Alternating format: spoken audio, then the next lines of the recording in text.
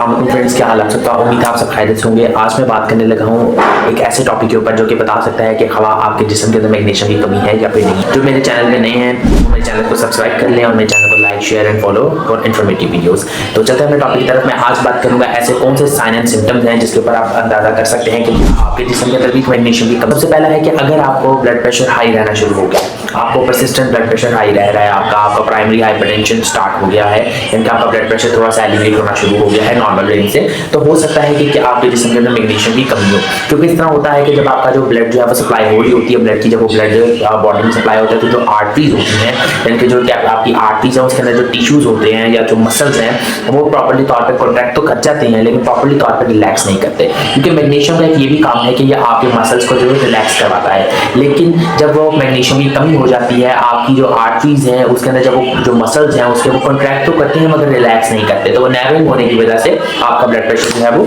High रहना शुरू हो जाता है। इसके बाद फर्दर है लैक ऑफ स्लीप, कि आपकी नींद के अंदर कमी आना शुरू हो जाती है। आप प्रॉपर्ली तौर पे गहरी नींद नहीं ले सकते, आप सो नहीं सकते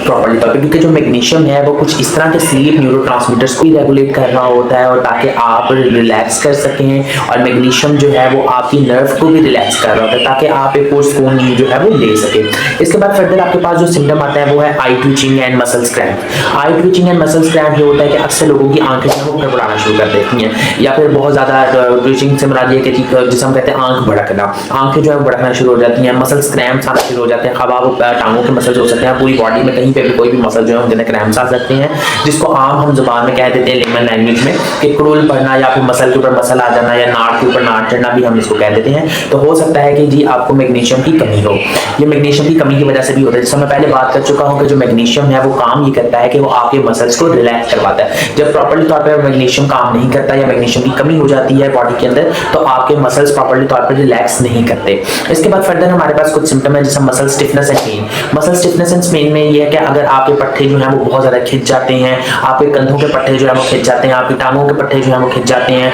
आप बहुत ज्यादा उनमें पेन होना शुरू हो जाती है, तो वही बात है जो मैं पहले बात कर चुका हूँ कि जो आपका मैग्नीशियम है वो कम हो गया है और आपके जो मसल्स हैं उनके अंदर मैग्नीशियम नहीं है और वो प्रॉपर्ली तौर पर रिलैक्स नहीं कर पा रहा, जिस वजह से आपको मसल स्विचिंग और मसल्स पेन जो है वो स्टार्ट हो गई है या मसल स्टिफनेस जो है वो हो रही है और मसल पेन जो है वो हो रही है।